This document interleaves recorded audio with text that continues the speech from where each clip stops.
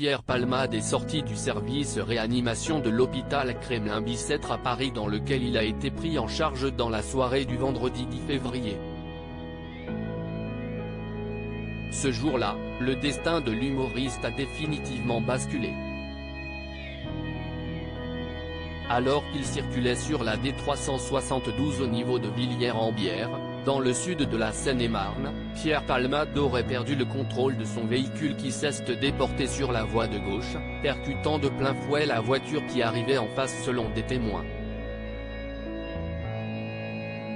À son bord, un homme de 40 ans, son fils de 6 ans et sa belle-sœur de 27 ans, enceinte de 6 mois.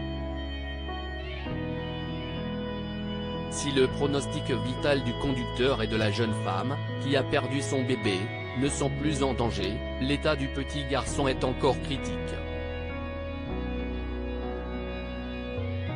Le cerveau serait touché, sa tête ayant violemment percuté la vitre au moment du choc, il était là sans être là. Il est branché aux machines et il est toujours dans un état super critique. On attend. Dès qu'on reçoit un coup de fil ou qu'on veut se renseigner, on tremble vis-à-vis de la réponse que l'on va avoir. Si est une famille complète qui a été détruite, a récemment affirmé la cousine du garçonnet à RTL. La responsabilité de Pierre Palmade est fortement engagée. Si le test d'alcoolémie qui a été réalisé s'est révélé négatif, des traces de cocaïne, dont la prise était récente, ont été retrouvées. Une enquête a été ouverte pour homicide et blessures involontaires ayant entraîné une incapacité totale de travail supérieure à 3 mois, par conducteur sous l'emprise de produits stupéfiants.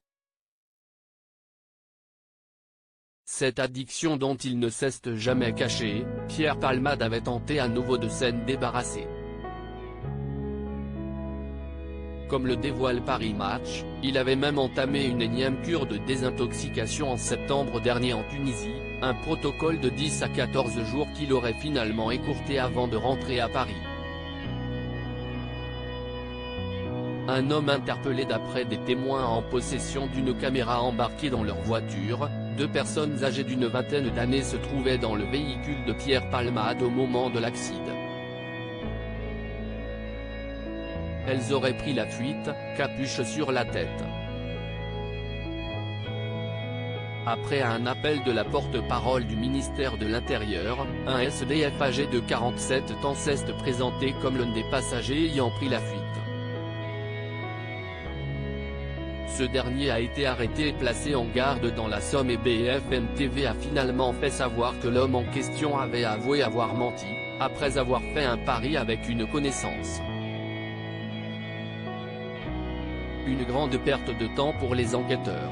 En attendant de faire toute la lumière sur cette affaire, un autre événement a semé le trouble. La maison de Pierre Palmade, perquisitionnée à 2 reprises dans le cadre de l'enquête, a été visitée d'après Le Parisien.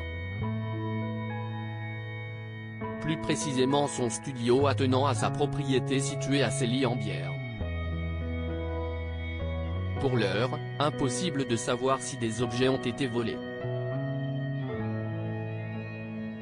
Les enquêteurs attendent de pouvoir interroger Pierre Palmade afin d'être fixés sur de possibles vols. Ce sera alors au parquet de choisir si l'humoriste sera placé en garde à vue ou entendu en audition libre pour donner sa version des faits. Il encourt jusqu'à 10 ans de prison.